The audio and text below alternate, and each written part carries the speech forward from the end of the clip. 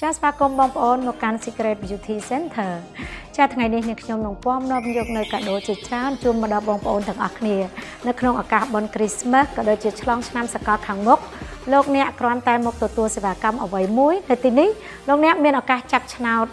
ដើម្បីយករង្វាន់មួយសន្លឹកនៅក្នុងហិបឆ្នោតរបស់យើងខ្ញុំមានសេវាកម្មជាច្រើនដែលខ្ញុំដាក់បញ្ចូលជូនគ្រប់សេវាកម្មនៅទីនេះគឺមាននៅក្នុងនឹងទាំងអស់លោកអ្នកចាប់ភ្លាមបើកភ្លាមបានរង្វាន់ភ្លាមរង្វាន់ធំនៅទីនេះគឺរង្វាន់ filler Botox លោកអ្នកចង់បានសេវាកម្មជំរុះរោមសេវាកម្មព្យាបាលស្បែកឬក៏សេវាកម្មអ្វីមួយដែលមាននៅក្នុងទីនេះលោកអ្នកមានឱកាសចាប់យកទាំងអស់ដូច្នេះដំណឹងដ៏ល្អនេះសូមអញ្ជើញរុះរាន់ឡើងបងប្អូនទាំងអស់គ្នាលោកអ្នកអាចអញ្ជើញមកចាប់ពីពេលដែលឃើញវីដេអូរបស់នាងខ្ញុំចា៎ដូច្នេះនេះជាទឹកចិត្តក៏ដូចជាការអរគុណដល់បងប្អូនទាំងអស់គ្នាដែលតែងតែគាំទ្ររាល់សេវាកម្ម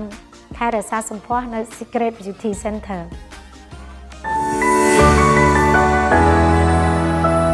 Secrets Beauty Center